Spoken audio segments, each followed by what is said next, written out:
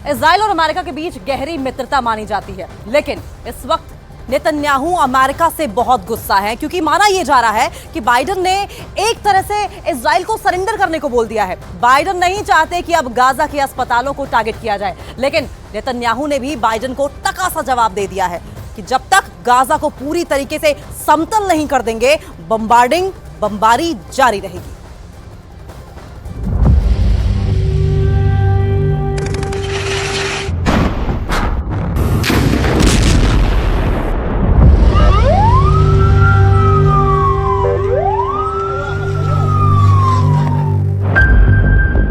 Gaza पट्टी और Israel के युद्ध से किसे फायदा हो रहा है?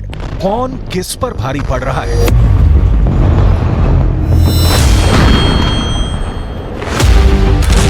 किसका दांव, किसकी बटखनी और चारों खाने चित कौन हो रहा है?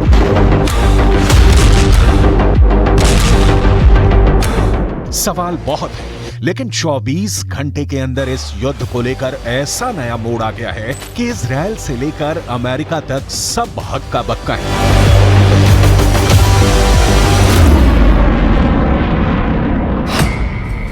सब पूछ रहे हैं कि क्या अब अमेरिका वर्सेस इजराइल होने जा रहा है? क्या इजराइल अब अमेरिका से लड़ने वाला है? क्यों कहा जा रहा है कि नेतन्याहू का कोड व्हाइट हाउस एक्टिव हो गया है? कोड व्हाइट हाउस यानी सीधा नेतन्याहू वर्सेस बाइडेन होने वाला है।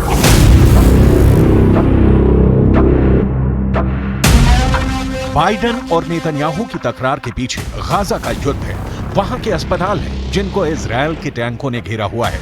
लेकिन अब बाइडेन ने ऐसी बात कह दी है कि इजराइल से न निगले बन रहा है न उगले, क्योंकि बाइडेन ने नेतन्याहू को बहुत बड़ी मुश्किल में डाल दिया है। बाइडेन ने कहा है कि गाजा के अस्पतालों का बाल भी बांका नहीं होना चाहिए। My hope and expectation that there will be less intrusive action relative to the hospital.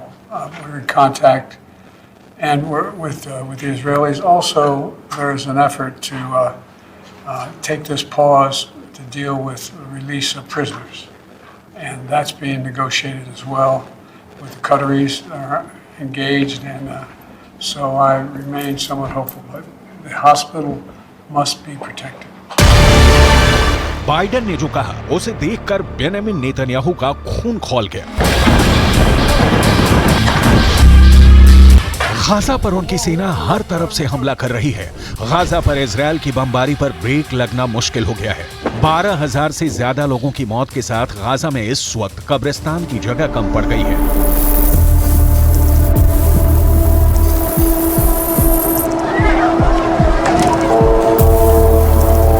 5,000 से ज्यादा बच्चे मारे जा चुके हैं और अब बाइडेन की तरफ से मांग की गई है कि गाजा के अस्पतालों पर हमले रोके जाएं। लेकिन बाइडेन की वार्निंग से बेफिक्र नेतन्याहू इजराइल के सैनिकों के बीच पहुंचे हैं और उन्होंने साफ कह दिया है कि अब बमबारी पर कोई ब्रेक नहीं लगा सकता।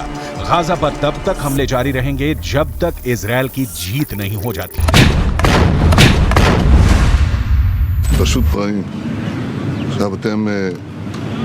אתם כולכם חדורים באותה מטרה. אנחנו הולכים לנצח. אין פה הפסקות, אין פה חצאי דברים, זה לא מבצע, זה לא סבב.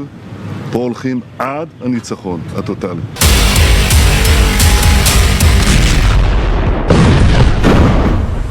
आखिर क्या वजह है कि गाजा और इजराइल के युद्ध को लेकर अमेरिका और इजराइल के बीच टक्कर देखने को मिल रही है? नेतन्याहू और बाइडेन के बीच गाजा को लेकर जो क्लैश देखने को मिला है, उससे लेकर बड़े सवाल एक बार फिर से। क्या अब अमेरिका वर्सेस इजराइल होने जा रहा है? क्या इजराइल अब अमेरिका से लड़ने वाला है? क्यों कहा जा रहा है कि नेतन्याहू का कोड व्हाइट हाउस एक्टिव हो गया है? या ये सब इजराइल और अमेरिका के बीच नूरा कुश्ती है? क्योंकि दुनिया 12,000 लोगों की मौत को लेकर आग बबूली हो चुकी है।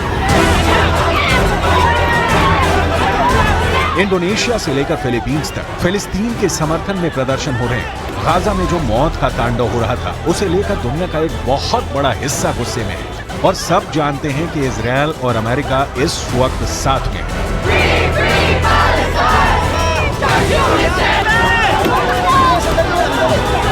Israel is being funded by the United States The bombs being dropped on Gaza come from the United States. The bullets used on Palestinians come from the United States. The drones used on Palestinians come from the United States.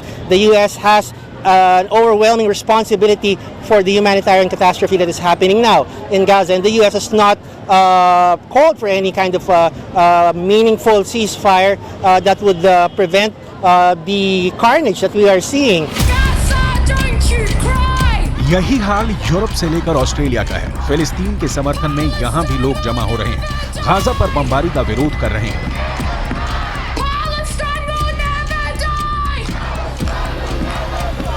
इस भीड़ में ऐसा कोई नहीं है जो अब Gaza के अस्पतालों में जख्मी लोगों को देखना चाहता है। कोई नहीं चाहता कि गाजा के अस्पतालों से बच्चों की लाशें निकलें।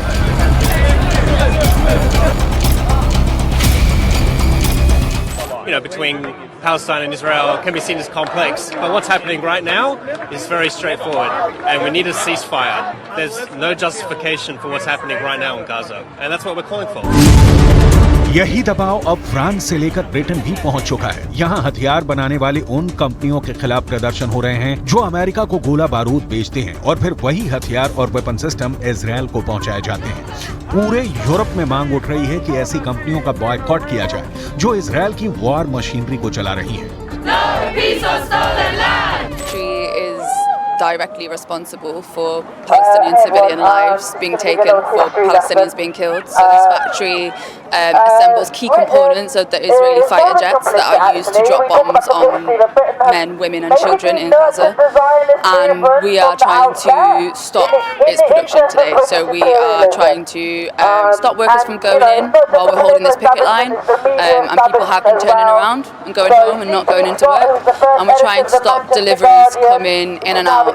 So stop any kind of key product movement, which again, so far we've been successful. अब गाजा और इजरायल के युद्ध को लेकर अमेरिका का अचानक गियर बदलने के पीछे बहुत से मकसद बताए जा रहे हैं। अमेरिका ने शुरुआत में सीज फायर का विरोध किया था। तब ये भी कहा गया कि इजरायल को पूरा हक है कि वो 7 अक्टूबर को अपने पर हुए हमले के खिलाफ कार्रवाई करे। लेकिन अब गाजा में 12,000 लोगों की मौत होने के बाद और खासकर तब जब बच्चों की लाशें दुनिया के हर मोबाइल फोन तक पहुंच चुकी हैं, अमेरिका गोलीबारी रोकने और अस्पतालों को बचाने की बात कर रहा है।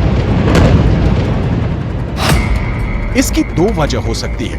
पहले कि अमेरिका गाजा पर पहले खामोश रहने के बाद अब अपना मानवीय चेहरा दिखाना चाहता है। दूसरा ये कि बेंजामिन नेतन्याहू को लगता है कि अगर युद्ध को लेकर वो कड़े फैसले लेंगे तो घरेलू राजनीति में उनको फायदा मिल सकता है। extent people need to be evacuated from one hospital to another hospital in order to ensure the continuation of care, evacuation routes have to be safe. And the Israeli government has told us as recently as today that there are and will continue to be evacuation routes for people leaving hospital compounds. Netanyahu इस वक्त युद्ध के बीच Israel की घरेलू राजनीति में भी फंसे हुए हैं। उनके खिलाफ कई तरह के आरोप हैं और इस वर्ष की शुरुआत से ही उनके खिलाफ लगातार प्रदर्शन हो रहे हैं। लेकिन नेतन्याहू इस वक्त वॉर जोन में बिजी हैं। वो हर उस मोर्चे पर जा रहे हैं जहां की तस्वीरें हमास को भी परेशान करेंगी और इजरायल में उनके विरोधी भी उसे बचा नहीं पाएंगे। नेतन्याहू जानते हैं कि इस वक्त इजरायल में युद्ध सबसे बड़ा मुद्दा है और वो उस नाराजगी से लोगों का ध्यान हटाकर युद्ध की तरफ करना चाहते हैं। यही वजह है कि इजरायल ने हमास का अस्पताल कनेक्शन भी निकाल लिया है। इजरायल का दावा है कि गाजा के अस्पतालों को हमास अपने अड्डों की तरह इस्तेमाल करता आया है और उसने अब इसके नए वीडियो भी जारी कर दिए हैं जिसमें गाजा के रंतीसी अस्पताल में हमास की सुरंग होने का दावा किया है। You can see the tunnel. The tunnel is let down more than 20 meters down. The rowboat found a door over tunnel. It's part of the same floor and it slides down here. And this is the place where I showed you the tunnel. I want you to see. We are now in the area of the basement of the hospital. I want to show you a room where we found all the gear, the operational gear, what Hamas is holding inside the hospital. Israel की सेना का दावा है कि Hamas ने इस अस्पताल को अपने अड्डे की तरह इस्तेमाल किया है और यही हाल गाजा के बाकी अस्पतालों का भी है। वैसे गाजा से आ रही रिपोर्ट से पता चला है कि गाजा के अहली अरब अस्पताल जिसमें इस वक्त 500 से ज्यादा मरीज हैं, वहां इलाज पूरी तरह से बंद